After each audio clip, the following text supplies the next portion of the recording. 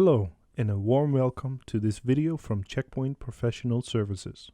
In this video we are going to look at some of the best practices and procedures for migration from R77.30 to R80.10.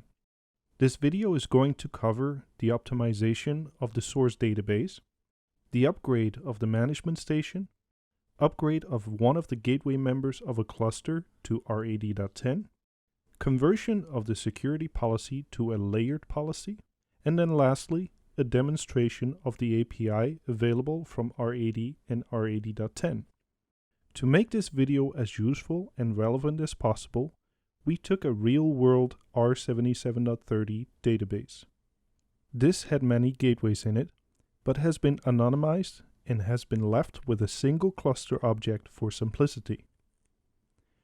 The rule base is 1200 rules, there are about 3000 objects, and like a regular checkpoint policy, it is not just access control, but it has additional blades in the form of IPS, application control, URL filtering, and threat protection. Here in Smart Dashboard, we can see this is a real policy. It is not a sample policy. And it has approximately, give or take, 1200 rules. There are also a large number of objects, some 3000 of them. IPS is also in use with one profile assigned to the gateway. And this will also be migrated as part of the process. Application control and URL filtering are also configured, enabled, and running on the source database. Please note this policy looks very simple, because we had to delete a number of rules to anonymize the database. Lastly, threat prevention is also configured with antivirus, anti-bot, and threat emulation configured and enabled. This, therefore, represents a real-world database. Before we import the policy, we need to make sure that the database is clean, correct, and accurate. Many databases have years' worth of unused objects, duplicate objects, or erroneous configuration that is related to legacy applications, and these can be removed to reduce the size of the policy, to make policy management much easier, and doing this without compromising the security. Checkpoint Professional Services provide the Smart Optimize service to customers. Given a CP info from the target environment, we can analyze, make recommendations, and identify potential weaknesses in the security policy. These include unused objects, rules that can be merged, and unused rules. Not only can we identify them, we can also use the internal tools to generate dbEdit commands to automatically clean up the source database. Here we can see the output dbEdit scripts from the Smart Optimize process, which we can then run against the database to clean up the objects, the policies, the rules, and so on. Considering the amount of work required, this could take some time. However, this optimization process is incredibly valuable to customers and partners in keeping on top of their security. As we can see from the policy, there are now fewer rules because some rules have been merged with others. The objects database is also smaller and has been optimized. However, exactly the same security rules will be inspected as we optimized, not changed anything that was there. For more information on Smart Optimize, please visit the Checkpoint website or contact us using the email address shown throughout this video. With the source database optimized, we can now move on to the upgrade to R80.10. To do this, we are going to run the pre-upgrade verifiers. We have chosen to do a fresh installation of R80.10 on new hardware. Then we will import the optimized R77.30 configuration into R80.10. Finally, we are going to install the policy from R80.10 to the R77.30 cluster and verify that that is functional and operational. For the purposes of the video, we are keeping the IP addresses the same between the old manager and the R80.10 manager. For several versions now, Checkpoint has provided free upgrade verification tools to give customers confidence that the upgrade is going to be successful. It identifies potential conflicts, naming issues, strange character issues, corruptions, and so on, and these can be rectified before the upgrade, thus saving a lot of time. The tools are downloaded from the Checkpoint website, or they are part of the R80.10 GA installation package. The syntax of the commands is fully documented, but is similar to what you are used to if you have used these tools before. Generating the report from the pre-upgrade verifier may take some time, but please let it finish. The information it gives you is invaluable. It also saves the information in the text file, HTML, as well as echoing it to the screen. As you might expect from a real-world database, we did hit some issues. There were database corruptions, there was a cluster member without a pair of cluster objects, and there were also some Unicode characters, as the source database might have come from a country that did not have English as its native language. So therefore there were lots of accents and other types of characters that needed to be resolved. It is highly important to follow these errors and warnings through fully. Errors will block the migration.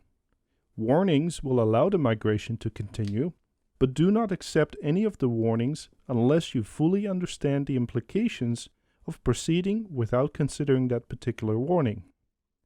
More information is available in secure knowledge articles or from your Checkpoint contacts. Once all the issues identified by the pre-upgrade verifier have been resolved, rerun the tool and make sure that it finishes without any errors or, ideally, any warnings. You are strongly recommended to resolve any warnings before doing the real upgrade, or fully understand the consequences of ignoring that warning. Once we have the pre-upgrade verifier going through perfectly clean, then we can proceed as usual to do the migrate export. Again, this is using the R80.10 migration tools downloadable from the Checkpoint website.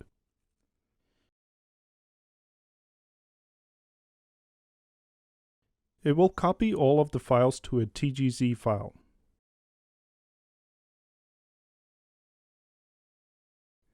This can then be copied to another machine, ready for the import to the R80.10 management. With the management exported, we are now in a position where we can start to build a new R80.10 management. For the purpose of this video, we are assuming that we are installing on clean hardware. Firstly, to get updated hardware, and secondly, the rollback scenario is going to be to disconnect the new manager and plugging the old manager back into the network, so we are reusing the same IP address. The installation wizard is the same familiar wizard, but this time it is installing R80.10. With the installation done, the box reboots and we can use the Gaia web UI to go through the first time wizard. Yes, it has a new look and feel, but it has essentially the same functionality and features that you would expect from the Checkpoint first time wizard. This is being built as a standalone security management, no gateway components, and as a primary manager. This machine has been built as a clean manager.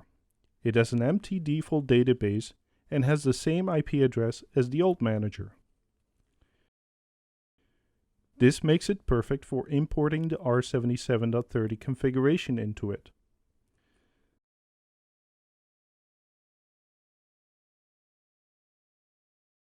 You can use the tool of your choice to copy the exported file over to the new manager. Store it in a sensible location so you can find it again. The R80.10 GA installation contains the import scripts necessary to start the import process.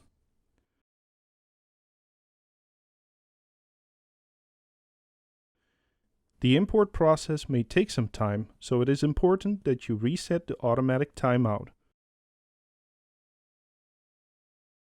so that you don't get locked out halfway through the import process. So unset uppercase TMOUT will prevent odd issues like that happening. The import may take some time.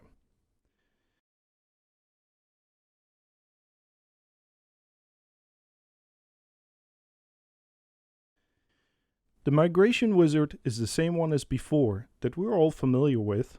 However, it's not migrating from R77.30 to R77.40 or something. It is making a major change to the schema, so it will take some time. This can be monitored using top and by looking at the CPU utilization. Or you can look at the migration tool log file, which will give you a detailed update as to what stage the process is at. There is plenty going on and you should let it finish. With the management upgraded, we can then move on to installing the policy on the gateway. With the management server started, we're going to start the R80.10 Smart Console application and connect it. As you can see, we have the cluster objects, and for sanity checking purposes, it's a good idea to go through and familiarize yourselves with the new layout. But also check that the number of rules is the same, the number of objects is the same, and so on. We do have complete confidence in our migration scripts, but it is nice to reaffirm that when you actually migrate it. You can see the number of rules is the same, the application control policy looks the same,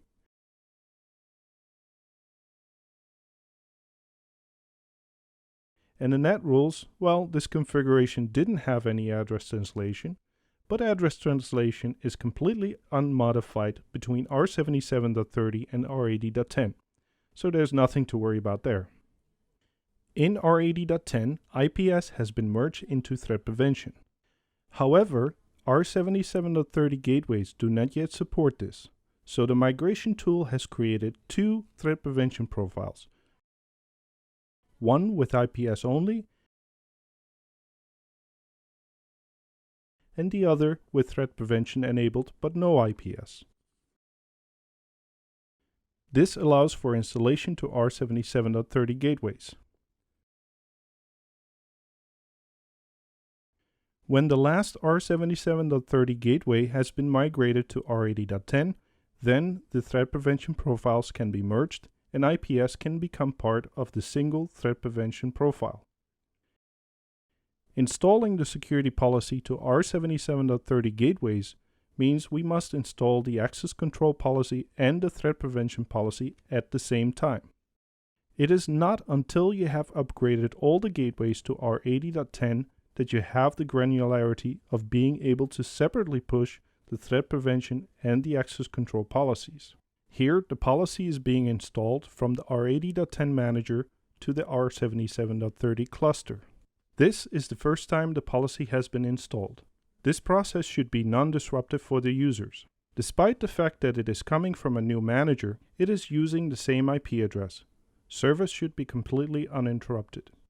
If you look at the blades configuration, we can see that the same blades were enabled as before. Upgrading the manager from R77.30 to R80.10 and installing a policy to the security gateway is quite some milestone. However, we are going to take it further. We are going to upgrade one of the cluster members to R80.10. For this video, we have selected the CPU's in-place upgrade method. We are using the Gaia CPU's engine to download the upgrade package from either the Checkpoint website, from a local download, or from a private ThreatCloud appliance, and is storing it in the local repository on the appliance.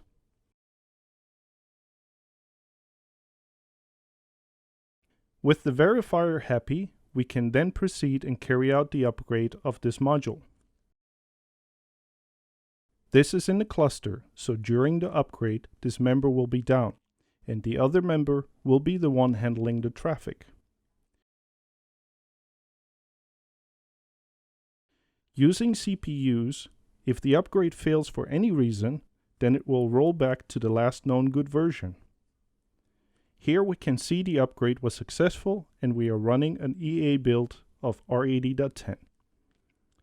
As usual, when upgrading Checkpoint gateways, you need to open Smart Console, edit the cluster object, and make sure that the version is modified to that which we just upgraded to.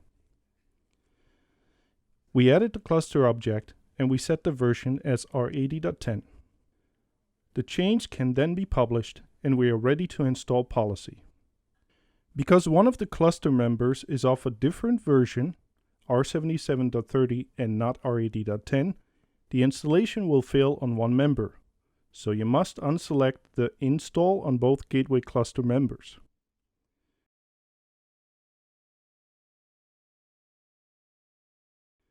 With one member upgraded to R80.10, we can then fail over the traffic and start upgrading the second cluster member. Now we have an R80.10 gateway or cluster, we can start to apply some of the new R80.10 features. This includes the inline layers. There are many uses of inline layers. You can organize your policy based on applications, based on network zones or subnets, or on administrative restrictions that need to be applied to the policy. There are many ways in which inline layers can improve the operation of your policy. Checkpoint Professional Services are developing tools to help guide customers in creating and utilizing inline layers. Only traffic flows that match the header rule will be passed down to the subrules for detailed inspection. Secondly, we can now look at unifying a threat prevention policy, moving the IPS blade from its own separate layer into the main threat prevention layer. To do this, we enable IPS in the relevant profiles. In the case of the HTTP profile, we are going to add a few more protections relevant to the particular scope that we are trying to protect here. Here you can see we are activating or possibly deactivating certain protections based on tags or properties of the individual protections that we have written. This allows administrators to very easily customize and tune their IPS profile configurations as per network requirements. One benefit of having R80.10 on the gateway is the ability to apply a protection scope to an IPS policy. This means that you can apply threat prevention, including IPS, only to specific traffic based on security zones or other parameters. This gives true flexibility in terms of how your IPS is applied, and it is no longer a one IPS profile per gateway scenario. It is now possible to install a security policy separately for the access control layer and the threat prevention layer. Here we are installing them together, and we can see the installation is being successful for threat prevention on one of the cluster members. Access control has been successful. The other member has been unsuccessful because it is not yet upgraded to R80.10. We have just installed an R80.10 merged threat prevention profile. There are many benefits to upgrading to R80.10. You get concurrent administrators, you get the inline layers, and you get the merged threat prevention profile. However, the R80 API is something that has captured a lot of interest. This is useful for importing large numbers of objects, merging databases, but also automation features from enterprise-scale applications.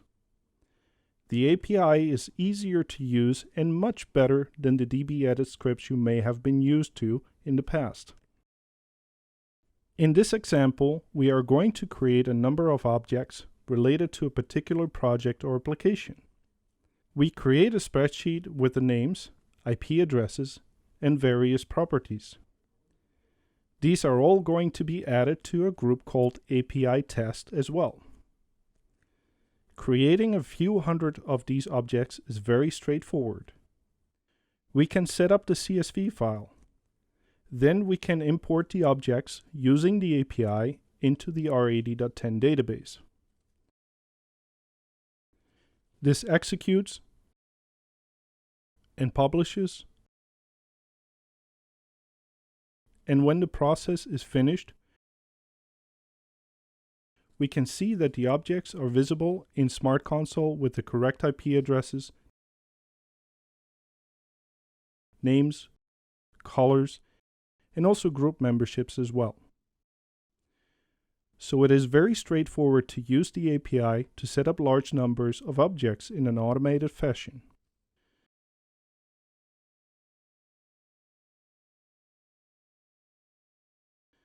For the second API demonstration, we have chosen a very likely scenario where we are going to be merging an R77.30 domain or policy into an existing R80.10 management station.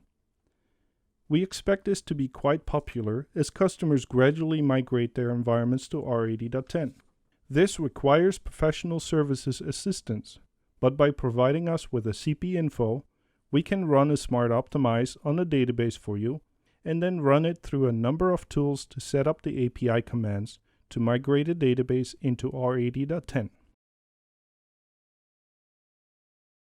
Here we can see the output from Checkpoint Professional Services with all the API commands ready for import into the R80.10 management. Please note that anything can generate these API commands, including your own scripts, your own infrastructure, or your own orchestration tools. Depending on the size of the database, this may take some time, but we can see published operations, we can see success criteria, and any errors will be displayed correctly.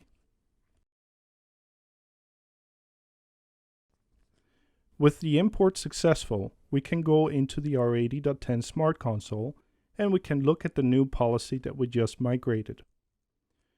We can open it in the usual way and we can examine the rules and the objects that were created as necessary. In this way, we can prove to ourselves that the import has been done successfully. There is comprehensive reference information about the API. This can be found on the Checkpoint website. You can also browse to your local management station and view the same information. Alternatively, you can go to the Checkmates forum on the internet and ask for assistance. We hope this video has shown you that migrating to R80.10 is achievable, and that you have the support of Checkpoint to achieve this. Thank you. I will look forward to hearing from you soon.